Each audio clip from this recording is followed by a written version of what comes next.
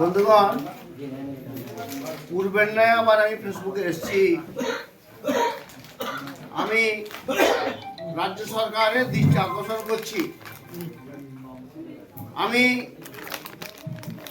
রাজ্য সরকারের দৃষ্টি আকর্ষণ এই জন্যই করছি, সাম্প্রদায়িক সম্প্রীতি একমাত্র রাজ্য সরকার করে। শান্তির জায়গা, শান্তির বাংলা। জানি না কেন সরকার সম্প্রদায়ের সম্প্রীতি যে ঘটাচ্ছেন তাকে অ্যারেস্ট করছেন না।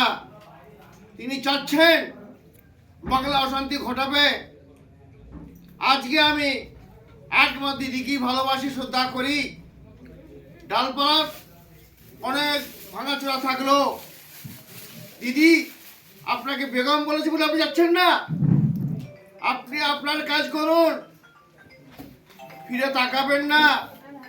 আপনার অ্যারেস্ট করার অধিকার দেওয়া আছে। যারা আছে অশিক্ষিত অযোগ্য ক্রিমিনালগুলো দেশটাকে শেষ করে রাজ্যটা শেষ করতে এসেছে। আপনি আবার আসবেন, তার সঙ্গে সঙ্গে তো কোথায় কে আছে ধর্মীয় ব্যবসায়ীদের পাত্তা দেবেন না।